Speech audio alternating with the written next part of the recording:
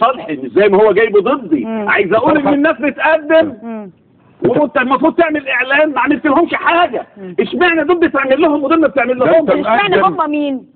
نعم هم مين؟ هو لا يموت اخر. ايه العوامل اللي بيعملها معالي الوزير؟ ايه القواعد اللي حاططها معالي الوزير في التوزيع؟ في الاستثماري يعمل اعلان، في اللي مش يعمل اعلان. معالي الوزير عمل اعلان. ده هو الطلب ده اللي مقدمه، بيقول يا معالي الوزير بيع للراجل قطعه الارض دي في كيلو 14 طن معاده جنوب بورسعيد. طب اين بقى المناقصات اللي بتتكلم عنها؟ اكثر من هذا. لا دكتور اكرم الرد يا فندم. دكتور اكرم اللي بيتكلم عن منظومه الافساد والفساد خد سعادتك بيساعد على اغتصاب اراضي الدوله. ازاي؟ واخد بال سعادتك؟ وطلب تقنين ارض دوله لراجل وثلاث اولاد. اهو بيقول احنا وضعين يدا على ارض الفلانيه برجاء التقنين بجوار قريه النور في بورسعيد. وضع يد. هذا الطلب اهو بيكتب الدكتور اكرم. مستوعب يا فندم الطلب ده بعد وده رد وده رد وزير الزراعه. ايوه هقول لحضرتك حاجه، انا فعلا اي بيساعد على اغتصاب ارض الدوله. لا اساعد ولا عمري ساعدت. وبيطلب تقنين هذا الارض. ما حدش خد اللي بيتكلم عن منظومه الافساد والفساد. احنا بنتكلم عن مبدا حضرتك. المبدا موجود في قرار وزير الزراعه السابق ان في المضارين الواضع اليد مخصص لهم 500 فدان مساعده على اغتصاب اراضي الدوله تحت مسمى تقنين وضع اليد. نعم. مين اللي كتب الكلام ده فوق؟ اهو لراجل راجل وولاده. هذا الطلب متقدم من الراجل اهو. والدكتور اكرم مزكيه الراجل وثلاث اولاد. طب يا فندم يعني حضرتك ما هو برضو انت حضرتك كده بتشارك في الفساد. وللاسف الشديد امال الورقه دي بتعني ايه لو سمحت؟ لا هقول لحضرتك عن طريق تعليق حضرتك ايه على هذا الكلام الواضح؟ الكلام اللي بيقوله الاستاذ قويطه ما هوش اخد باله ان احنا الاعلان اللي بيتكلم عليه 430 فدان تم استقطاعهم الى بكلام الوزاره الى 370 فدان، وال60 فدان تم توزيعهم على وضع اليد. ايوه الوضع اليد المضارين. ليه بقى؟ الحبايب اللي خدوا الاراضي في ناس اصلا مستصلحين قائمين فاعلين موجودين في المنطقه، مضارين حقيقيين. ده اللي بيعمل التنميه. ده الكلام اللي موجود. الناس دي تضررت وقالت يعني من حقنا بدل ما تبدم الكلام ده. والمحافظه وافقت على هذا الامر. شالت من 430 60 فدان وتم توزيعهم على كل واحد 2.5 فدان على 24 فرد. ده الكلام اللي موجود. يعني ده وضع يد. وضع اليد ده امر لما تم توزيعه بالاراضي. سيادة النبي يقول لك لا علاقة بالموضوع. ما اعرفش الجمعيات الزراعيه اللي موجوده مغتصب. هو ثلاثه مغتصب الارض. الوزير والنبي قادمين لهم وابعت لهم حضرتك قلت المحافظه وافقت. حضرتك عندك مستند بموافقه المحافظه دي واحد. حضرتك قلت لي انا انا هقرا لك الكلام اللي كده السؤال هيتوه مني تاني. انا هقول لك جاي حضرتك قلت المحافظه وافقت وعايزه مستند دلوقتي بموافقه المحافظه على الناس اللي عندهم وضع يد مش كده؟ وموافقه المحافظه على اليد 430 فدان. طب ما تستنيش بقى يا سيدي حالا دلوقتي موجوده معايا. يلا طلعها دلوقتي. ما عندناش الورقه دي بقى خدي هقراها عقبال ما حضرتك تطلع لي المستند بتاع موافقه المحافظه على اغتصاب اراضي الدوله. اغتصاب ارض الدوله. وبطلب تقنين ومساعده المواطن على اغتصاب ارض الدوله. سبحان الله. والطلب ماخد مذكر منه وبختم بختمه. في اخطر من كده اقدمه براحتك. يا سلام خليك معايا. بيتكلم دكتور اكرم عن منظومه الفساد والافساد. ده 430 فدان. ده المراقب العام اللي هو محمد عبد الله رسول. 430 فدان 370 لعدد 74 خريج بالقرعه العلنيه من ابناء محافظه بورسعيد. و60 فدان للمضارين من الازالات بكشف معتمد السيد اللي هو محافظ بورسعيد انذاك وموافقه معالي وزير الزراعه والري. طيب دي الورقه يا فندم. الورقه دي دقيقه واحده بقى. لا له علاقه بالطلب. يا ورقه يا اساتذه الورقه دي لا هي موافقه رسميه ولا مستند رسمي. بخط الايد. بخط الايد. حضرتك قلت المحافظه لا ده المراقب العام ده يمضته اللي هو محمد عبد الله رسول وسايبها في لجنه الاداره المحليه. يعني النسخه دي انا جايبها من اداره اللجنه المحليه. ممكن تخلي النسخه دي طبعا بس تصورها لي وخدها معايا. الدكتور اكرم بقى اسمع بقى ست المفاجاه دي. الدكتور اكرم مد نشاطه الى خارج بورسعيد الى محافظه اسيوط مركز البداري. عمل ايه؟ وبخط يده وطلب شخص منه خدت بال سيادتك للوزير بيطلب اخراج فدان و20 قيراط من ارض زراعيه الى ارض مباني. هذا الدكتور اكرم مقدم الطلب باسمه هو شخصيا في اسيوط البداري بطلب غير شرعي بيطلب اخراج فدان و20 قيراط كارض زراعيه لمباني. شوف الفرق بقى، شوف اللي حاصل اكتر من هذا. الوزير طبعا بخط يده وطلب شخص منه. بس اسمع، شوف الباقي، شوف الباقي، شوف اللي جاي. الوزير رد عليه وقال له بعتنا لحمايه الاراضي ونزلت على الطبيعه وجدت الارض منزرعه ولا يصح اطلاقا البناء عليه. هذا خط يد الدكتور اكرم وطلب شخص منه اللي بيتكلم عن وزاره الفساد والافساد. مطلوب ايه بقى؟ مطلوب ايه الطلب الشخصي اللي طلبه؟ وطبعا اترفض عايز لان الارض زراعيه. ولا رد الكلام ده. اتفضل يا ست. هو انا نفذته وانا طلبت ده طلب بنتكلم على بورسعيد. لا قلت لك ايه الصوت والبداري. والله لو مواطن طالب عشان الدعايه الانتخابيه حق الانتخابات مش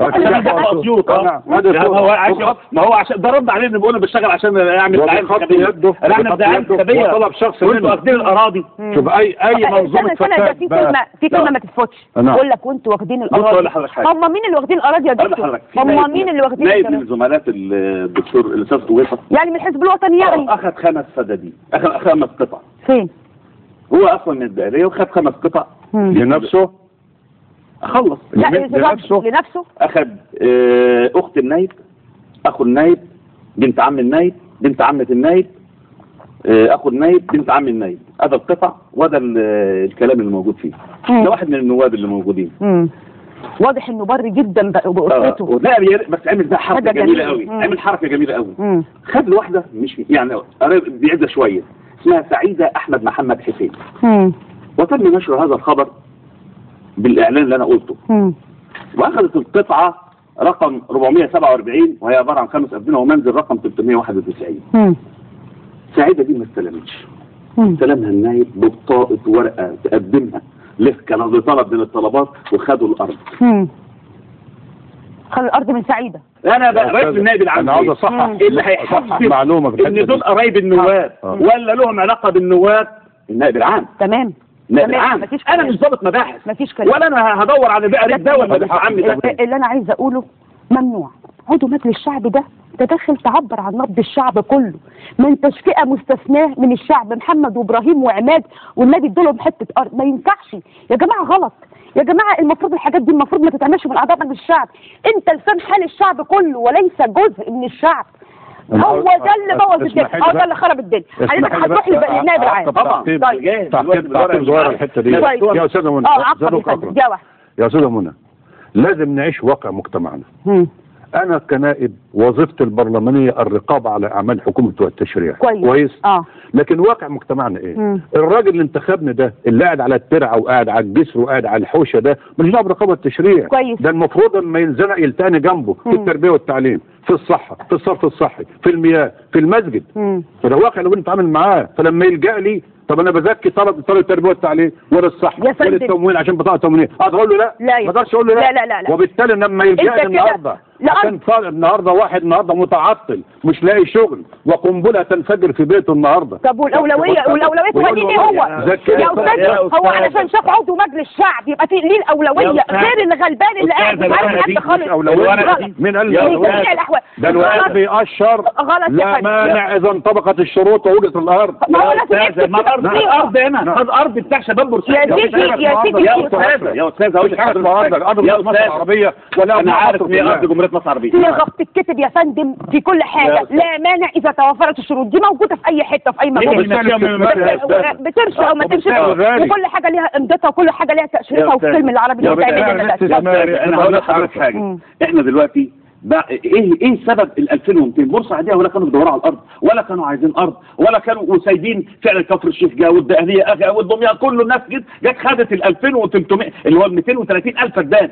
احنا لما اتلغت المنطقه الحره في 2002 وقفنا كنواب مع المحافظ السابق ومع رئيس الوزراء ومع الوزراء وقلنا المتخللات البواقي تتوزع على شباب بورسعيد. تم فحص 2200 فدان، بقى في ايدينا 980 فدان، اتعمل عليهم قرعه دخل زي ما المحافظ بيقول اهو تقدم 30,000. ده كلام المحافظ مش كلامي انا. احنا اللي ليه مستحقات الدراسه لكل الناس والشروط اللي تنطبق عليهم طلع في 1639 واحد هم المستحقين دول اللي هم المفروض توزع عليهم الارض. ما ينفعش اودي ارض لاثنين اخوات، ما ينفعش اودي ارض الوريد. مين اللي وداهم؟ مين اللي وداهم؟ النواب والمحافظه. يبقى المشكله مشكله مين؟ طب ما انت اولهم يا دكتور ولا انت اولهم؟ طلباتك اهي. لا ست اسماء في طلب واحد معلش. لا ده عشان اثبت هذا الامر. لا هذا الامر عشان اثبت للوزير ان هو عنده فساد داخل منظومه. ماليش دعوه بقى، احنا ما بنحسبش بالنيه، احنا بنحسب المستندات يا فندم. احنا وانا كاتب المستند. وهقول لحضرتك لم يحدث. عفوا اسمح لي حضرتك. والطلب اللي بخط ايده انا لم اخطا. ما انتوا دوركم لا تسكوا طلبات ابدا لاي حد من افراد الشعب. انتوا دوركم تعبروا عن نبض الشعب داخل البرلمان. ويا ريت ده بقى الموضوع ده ينظر فيه الدكتور فتحي سرور. ممنوع على كل نائب اللي يعمل تزكيه لاي حد ايا كان، لان انتوا بتدوا اولويه لناس وناس لا. هو ده الظلم بعينه. من فضلكم ارفعوا ايديكم. دكتور اكرم انا عمري ما هرفع ايدي. عمري ما هرفع ايدي. الاسلام والعدل علمني ان انا احاول اجيب حقوق شباب بورسعيد. الدكتور اكرم الاسلام اللي علمني كده ان انا ابذل قصارى جهدي ان اجيب للناس حقوق. خط ايده اجيب للناس حقوق. ده المنظور.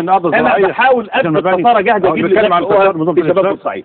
يقدم طلب بخط ايده وبطلب شخصي عشان يخرج فدان و20 ايراد من البداري اسيوط مش بقى من بورسعيد. طيب مين قال الكلام ده؟ احنا بعد الوقت يعني جري بينا، وانا عايزه اقول في النهايه كلمه بسيطه جدا الى من يهم الامر. المفروض ان النواب يرفعوا ايديهم على التزكيات الخاصه بافراد. النواب دورهم في مجلس الشعب مراقبة. ان يكون بلسان حال الشعب، لانهم نبض الشعب، لان تم اختيارهم باراده الشعب. يتكلموا في كل حاجه خاصه بالشعب، مشاكل الشعب.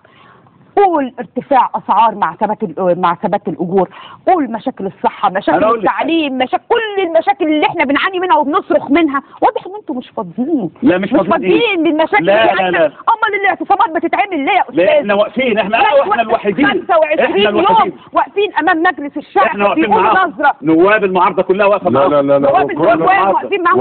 واقفين معاهم. الموضوع مش خاص بالمعارضه، انما هذه الموضوعات كلها بتاع المتظاهرين مجلس الشعب انه وقشت في لجان مجلس الشعب بعد 25 يوم بعد ما طلعوا الاعلام. والنبي شوفوا مشاكل الناس البسيطه هي دي اللي تتحل. ده دور عضو مجلس الشعب. تزكيه بقى واراضي بقى وابن عمته وابن خالته. والله العظيم ده كله لازم يتحاكم، كله لازم يتحاكم. واللي خدوا الاراضي دي وزعوا على اهاليهم. حسبوهم يا جماعه، حسبوهم. في رساله الى من يهمهم. سياده النائب الدكتور اكرم الشاعر بشكر حضرتك شكرا جزيلا. سياده النائب محمد خليل بس مش قرايب عشان نبقى عارف. انا شكرتكم ومع النائب القادم ان شاء الله. فحتى حين اللقاء لكم ارق التحيه ولنا لقاء.